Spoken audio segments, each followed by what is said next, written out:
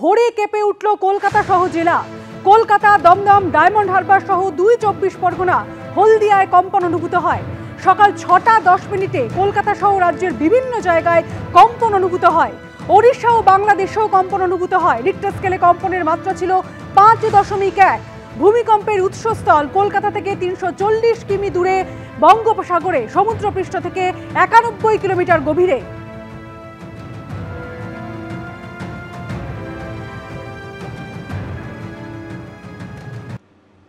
শহরে একের পর এক দুষ্কৃতী দৌরাত্ম। আর এবার দিনের আলোয় ঢাকুরিয়ায় মহিলাকে দাঁড় করিয়ে চোখ রাঙিয়ে হার ছিনতাইয়ের ঘটনা ঘটেছে।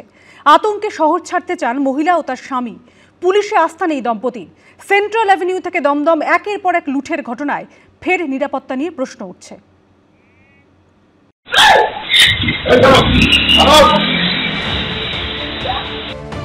দিনের আলোয় দক্ষিণ কলকাতার ঢাকুরিয়ার মতো অভিজাত এলাকায় মহিলাকে দাঁড় করিয়ে হার ছিনতাই করে পালায় বাইকে চেপে আসা 3 দুষ্কৃতী। ঘটনার পর 2 দিন পার হয়েছে, এখনো 3 দুষ্কৃতীর কারো নাগাল পায়নি পুলিশ।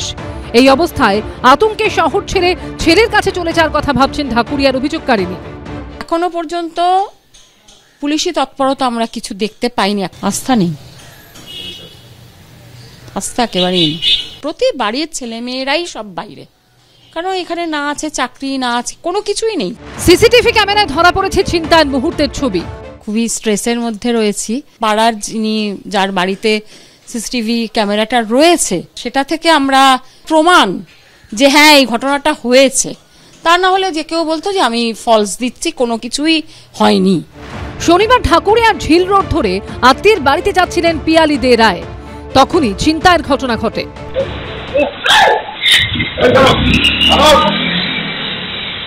3টি ছেলে আমার পাশে বাইক নিয়ে দাঁড়ালো।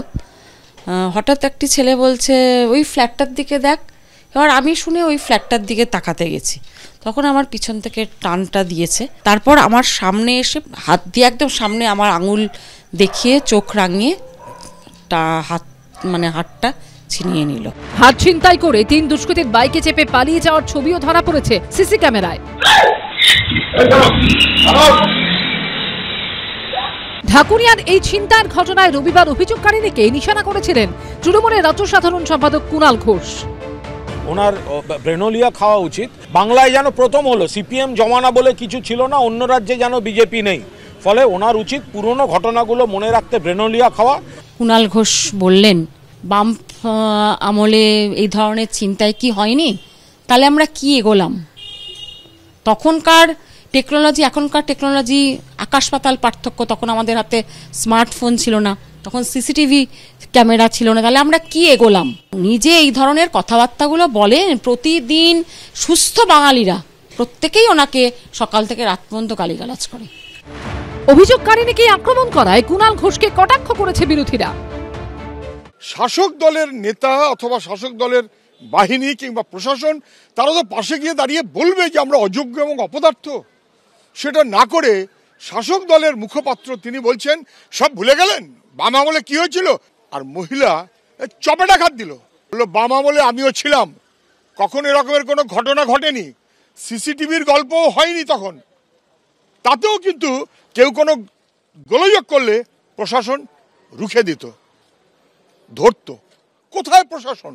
বাম আমলে 34 বছরে যা হয়েছে তা বাংলার মান সম্মানকে নষ্ট করে দিয়েছে। আর সিপিএম চলে যাওয়ার পর তৃণমূল কফিনের শেষ পেরেকটা মারার কাজ করছে। তৃণমূলের পুলিশের ক্ষমতা কোথায়? যারা এই জাতীয় ছিনতাই করছে, ইপটিজিং করছে, খুন করছে, তারা সমস্ত তৃণমূল কংগ্রেসের গুন্ডা। আজকে যেখানে আপনি দেখছেন তৃণমূল কংগ্রেসের নেতা সুরক্ষিত নয়, আইন শৃঙ্খলা পরিস্থিতির অবনতির অভিযোগ তুলে এদিন গড়ফা থানার সামনে বিক্ষোভ দেখায় কংগ্রেস। খারাপ ঘটনার প্রতিবাদ হবে, কিন্তু খারাপ ঘটনা এমনভাবে উপস্থাপিত করবেন না যেন জীবনে প্রথমবার শুনছেন। পশ্চিমবঙ্গে এই ঘটনাগুলো যেন কখনো ঘটেনি। আগে বেশি ঘটতো, এখন কম ঘটছে। আমরা চাই একটাও যেন না ঘটে, কিন্তু সমাজে কিছু খারাপ বদমাইশ থাকে, ঘটিয়ে ফেলে, ধরতে হবে, থামাতে হবে। সেন্ট্রাল অ্যাভিনিউ থেকে দমদম একের পর এক ঘটনায় আতঙ্ক বেড়েছে। এবার ঢাকুরিয়ার ঘটনায় ফের শহরের নিরাপত্তা নিয়ে বড়সড় প্রশ্ন উঠল। পার্থপ্রতিম ঘোষ, ঐশী মুখোপাধ্যায় ও দীপক ঘোষের রিপোর্ট, এবিপি আনন্দ।